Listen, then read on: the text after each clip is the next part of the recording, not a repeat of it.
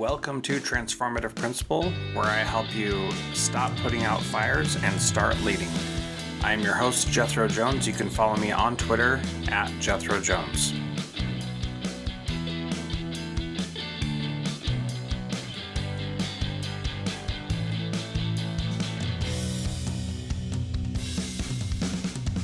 Welcome to Transformative Principle. I am your host, Jethro Jones. I'm on all the social networks at Jethro Jones, and I'm so happy to be here today to be recording another episode of Transformative Principle. I get such a kick out of doing this. This is 700 episodes almost into this podcast, and I just love doing this every single time. In fact, this is my third interview today, and I'm still fired up about it.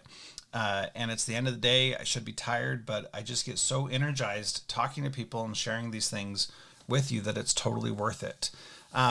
This podcast is a proud member of the B Podcast Network. We have 50 amazing educational leadership and teacher shows on there. Lots of really great ones, and go check it out at bpodcastnetwork.com. You can see all our shows and get tuned in to any one of those. Today, I have Samantha Hamilton on the show. She's an award-winning principal, a national education consultant, speaker, and author of nonfiction leadership books that inspire courage, connection, and culture change. She has over 2 decades of experience in early childhood education and K-12 school leadership, and she's known for transforming vision into action and heart into strategy. Her debut book, Brave on Purpose: How Courage, Culture, and Connection Create Lasting Impact, is a love letter to educators and leaders navigating the real trenches of change, and invites readers to lead with clarity, courage, heart, and a little sparkle. Samantha, welcome to Transformative Principle. It's so great to have you here. Oh my gosh, thank you so much. I'm also super excited and currently writing down the B podcast, making sure I have access to all of those. I thought I did, but I want to make sure. That's right. Well, we have a lot of shows, and they're all good in their own unique way, which is what I love about it. Yes. So you've been in both public and charter schools, and you've taught different grade levels. You've worked with NAESP for being a professional developer with them. Mm-hmm. So you've had a ton of experience. What does this idea of Brave on Purpose actually mean? Here's what I think. Brave on Purpose means choosing courage even when it's easier to not. It's about being intentional leadership and not reactive leadership. It's about recognizing who you are when no one's watching, just as much as you do when everyone is watching, and showing up for your team every day with honesty, hope, and some sparkle. I always had some of that. So what does that mean, some sparkle? Listen, I love Christmas, but I also just love fun. The shoes I'm wearing today are full glitter. I just like to add some sunshine and some fun to the day, and sometimes literally glitter, but like to laugh and not take ourselves too seriously. I really believe life's too short not to love what you do every day. So if I need to bring that fun, I'm willing to do it. Yeah. So how does this work in your school? Your school's called Lisa, is that right? Yeah, Lisa Academy. We're a charter school, K7. Mm-hmm. Mm-hmm. So how does this apply to your day-to-day work there? So I think that people would say that I've just add some color. So we want to make sure and that people see you smiling, people see you happy, people just see you in general. I think a lot of times as leaders, you can get bogged down in the office and away from all the things, but people need to see things are okay, and just be there and get to know them as people. So how's your daughter doing? How's your mom? What's happening? How's the car wreck? Making sure we connect with them as people, and just give them a little peace of mind that we're here to, as humans first, and then we can be great professionals. Yeah, for sure. So you talked about choosing courage. That's what Brave on Purpose means. Yep. What does that mean in the day-to-day life of a principal? Because to be honest, it seems like you really shouldn't need that much courage to be a principal. Wow. Yeah. And I think if you go by, your schooling and all the academics and education you get in order to be a principal, on paper, it would agree. In real life, that's not true. Because I think leaders can't rely on titles to earn trust. It's all about relationships. So the courage means addressing those hard things with honesty, and addressing things. And it means creating spaces where, people can feel safe, seen, and valued, which is not the norm in the world of the corporate world, the education world. It really doesn't matter anymore. It's really hard and hard to find that. So I think courage and culture and connection go together. And connection is what sustains it all. It's the invisible thread that holds us all together every season. So once we trust each other, the kids feel that, the parents feel that, we feel that, and we continue to come back each day and do that. But it does take courage to lead that way, um, because it's not the norm. It's not what you see, and it's not what's on paper that you're supposed to do. Having those hard Yeah. conversations, or just the consistent conversations and pushing through and doing what's best for kids is not easy. Yeah. What I can you give an example of well, let me ask that question in a Yeah. second. Why doesn't our principal preparation program prepare us for having courage? You would think that it would, Yeah. but it really doesn't. And so many people have said, "Boy, I had no idea that this was what it was like to be a principal. My master's program did not prepare me for this." In fact, that's why I started doing my transformative principal Oh yeah. mastermind with principals, because they I had people who would listen to the program and then they would say, "Hey, I'm not getting this. Like I don't have anybody to talk to. I don't have any support in dealing with these decisions that I have to make. Yeah. Why don't our programs prepare us for it?"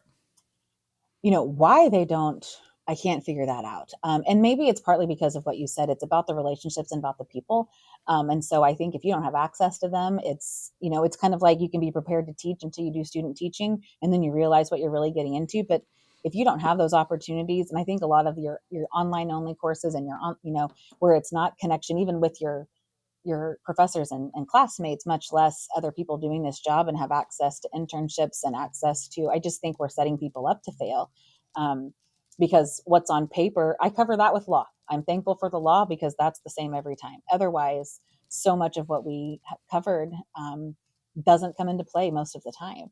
So I'm thankful to know it from time to time, but have I used it? Not a lot. And maybe you have to have the background in order to build on it. I'm not sure. But I do think, great teachers don't necessarily make great leaders.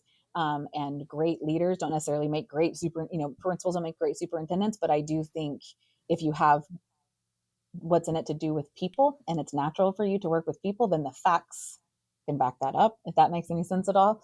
Mm-hmm. But why they don't, I don't know. And I think um, leadership on paper and leadership in real life that's another thing. What I think is important is that it's important to let people know that it's messy for everybody, that it's not a day to day, here's my to-do list and check it off the list, because when you're dealing with humans, there's not going to be a token response or a consistent answer for any of the conversations you have, millions of them Yeah. throughout the day. So I think it's just hard for people to prepare them for that. Maybe, I don't know. Yeah. Well, I think that's absolutely true. And the I like that phrase of leadership on paper is different than leadership in real life, because it really is. Yeah, And it's easy to make a decision about something that you look at on paper, but sure. then when you think about the people that are involved, the experiences they're going through, the trust or lack thereof that exists, and how people can really truly just lie about so many things Oh man. that are going on and not be upfront about it and have ulterior motives Yeah. for why they're doing things. It really takes a lot more than just looking at a situation and making a decision. Like, role plays and simulations are important, Sure. but there's so much more to it every single time, no Sure. matter what. Every time. Do you, Every time. yeah, go ahead and talk about that a little bit. Well, I think that's one of the things I'm working with a assistant principal that we just hired for next year, and I've talked so much about that. Of we can't ever assume that we know what happened right before the kid hit the kid, right before the teacher yelled at the kid, right before that's the question I ask is what happened right before blank, and that's Mm-hmm. with any situation, because I need to know the whole thing, and so much of it can be solved if we can really dig into the people and their reason for doing it. um, but my philosophy is people first, paper second, which means I do one job from 8 to 3 and another job from 3 to 8.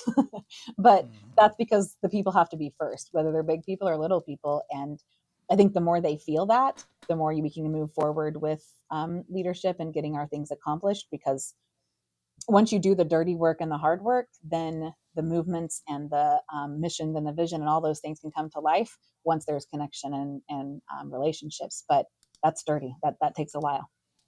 Yeah, it does. And that idea of people first, paperwork second, I get that. I have a real hard line in the sand where I say, you can't have a second job from 3 to 8 Right. and do good at your job 8 to 3. Right. So I push back on that a lot because I Yeah. think you should be able to leave the school and go home and have another life I and should. not just another job. I should. What what's preventing you from doing that? I think where I'm working on that is that delegation piece of, okay, somebody else can take this over, somebody else can take this over. I've learned a whole lot in my leadership world about true definition of servant leadership. It doesn't literally mean serving them on a platter, but initially that's kind of what drug me down. And so when I say I work 3 to 8 now, a lot of times it's researching and preparing, and because my work and my hobby and my job are all the same. Yeah. And so I do a lot of that, but that is an area that I've really trying to work on that growth is, hey, here's some paper that I can pass on to someone else. It empowers them. And I think that's a big piece that I missed out on for the first few years of leadership is giving someone something that I value and trust them to do. Bam, they roll, and then you've built another connection that you didn't know you were making. So I am getting better at that. Don't ask my husband, but I really think I'm getting better. Yeah. He might have a different You opinion. might. Let's not talk about it. Yeah, let's not talk Yeah, about I get it. it. So for more on that topic, Yeah. Erica Garcia Niles, another Missouri principal, Yeah. talked a lot about that when I interviewed her for this podcast. When was that? In 2022, Okay. which seems like an eternity ago. Really, But it does. Yeah. yeah. The olden So days, as the kids would say. yes, Uh-huh. that's right. Uh-huh. So delegation definitely helps with that, and also just being okay with leaving things undone. That is okay too, Mm-hmm. and that's a hard one because perfectionism is strong with us educators, We're and pleasers, right? We're pleasers and we're yeah, box checkers. Yeah. Mm-hmm. yeah. I got a good article about that I'll send you Okay. later. If you're not on my email list I am. at I am. I am on that. all Yep. right. For other people listening, Absolutely. transformativeprinciple.org. Down on the bottom, there's a little spot to put in your email. Put that in there. Perfectionism is a trap is like the fourth email that you'll get if you sign up for my email list because it really is. And Mm-hmm. it doesn't have to be that way, but we all fall into that. And we think, and here's the thing, it is so important what we do, the work with other human beings, especially kids, is so important. And yet it's very easy to let that overshadow everything else Yeah. and make that the priority. Yeah. What would you add to that, Samantha? I think the thing that I have learned, and COVID taught us this, and all the things I've dealt with in my leadership, from tornado to all the things, but is controlling what we can control. And so if we can put our biggest impact and our biggest amount of time into controlling our time with kids and controlling, making sure we're positive impact and making sure we're doing what we know is most important work first. And then, I have learned quickly that I don't have to answer every email right now. And sometimes they solve that problem without me. And that's great. I don't have to answer every message right now because the people I'm with need to know that they're most important.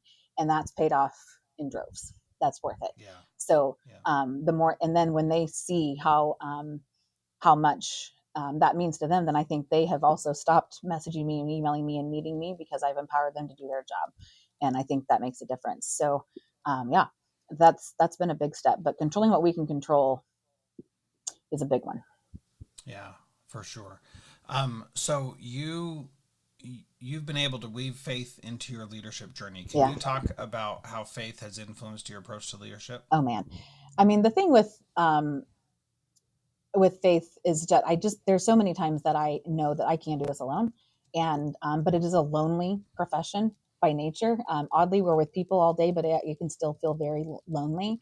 And so I'm so thankful to have that faith that grounds me.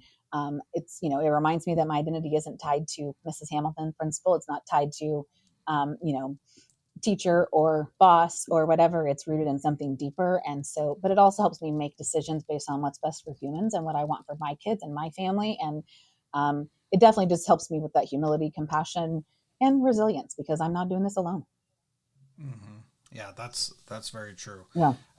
It's interesting because my faith has also influenced my leadership greatly, and Yeah. a big part of that is like what you said, where I don't see the kids in front of me um, as little brats Mhm. or kids who are struggling with something. I see them as their potential, and I Yes. believe that we are all children of God, and so I see them as children of God, not as the punk kids that they're acting like because Right. they're in my office Right. because they did something wrong. Right. And being able to see that and say, all right, what can I do to help mold this kid into the best version of themselves going forward?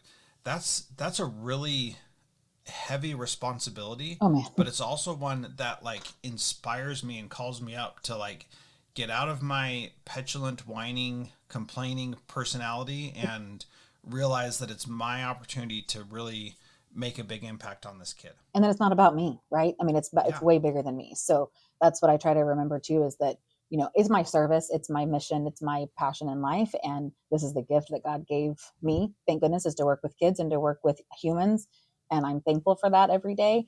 Or at least I make sure I remind myself that to be thankful for that every day. But something that we've talked a lot about with my faith community is just making sure that we model ourselves as the people that we're supposed to be, and so people know that I am a woman of faith without me having to wear a shirt that says I'm a woman of faith, and Yeah. that I act that way, and parents, and just making sure that I live my life in a way that shows that I'm grounded in faith. Yeah, for sure. Mm-hmm. So, what would be your advice right now to principals who are feeling burnt out or Mm-hmm. stuck or fed up? I'm hearing a lot of that right now. Oh What man, would you say to it that? breaks my heart. And but it's true. I mean, it's not like you can say don't feel this way, because you've got to feel the way you feel. I think the advice I give people, and I've talked with a lot of principals and fellow leaders and around here, is just give yourself that grace. Give yourself that grace. Let's define success today.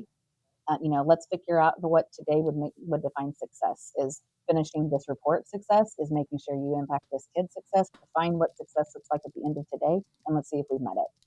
And we don't have to fix everything right now. We can't fix everything right now. So go back to our why. And I know that's something that's been used so much, but man, why are you here?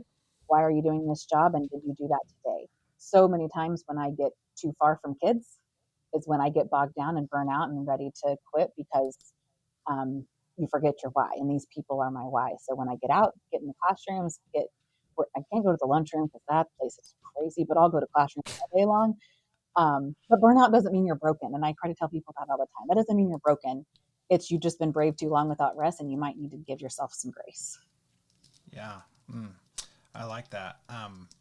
Number one, what defines success today? And the way that I think about that, which is very similar, is no matter what you're doing, you are doing your best.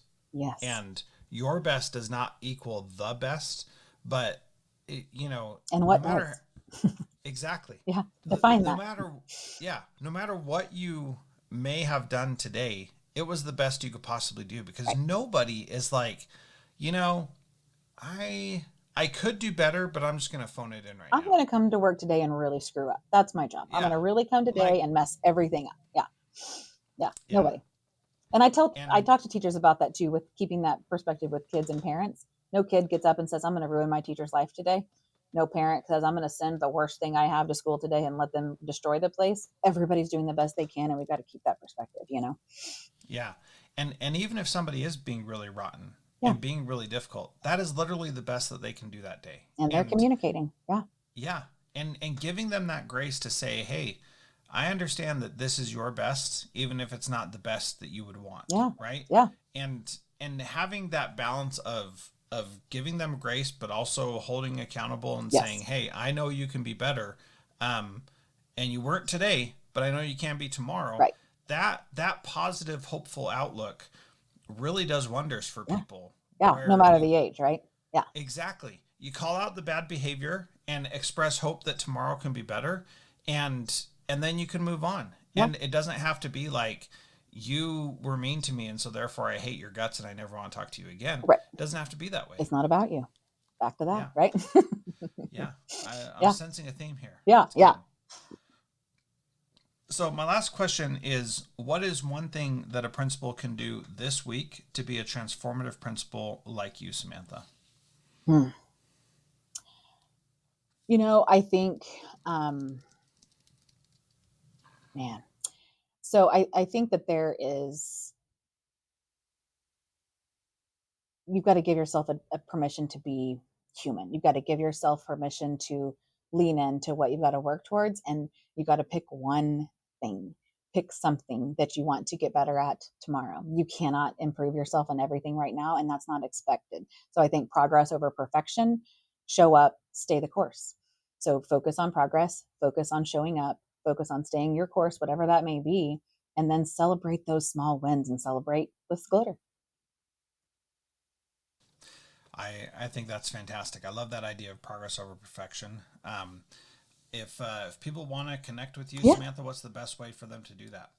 So I'm definitely on all the social media. Samantha Hamilton on Facebook, Instagram, all those things. The Barefoot Principle is what I'm known for, and that my website is being. It should be live any minute now. So barefootprinciple.com. I'm known for being barefoot most of the time because I've got to get dirty and get after it. So I love shoes, but I don't always wear them. So Yeah. Barefoot Principle, LinkedIn, Facebook, all those things. Yeah, Okay, very good.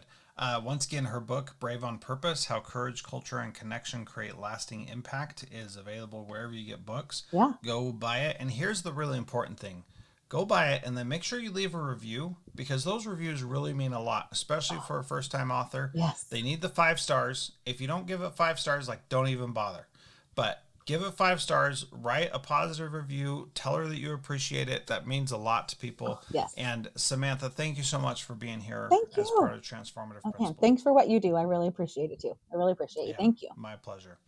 If you enjoyed this podcast, then you will probably love working with me in the mastermind. Go to transformativeprinciple.com, apply to be a member there, and get support all throughout the year. Not just this microwave once a year conference kind of thing, but all year long you get support. Transformativeprinciple.com.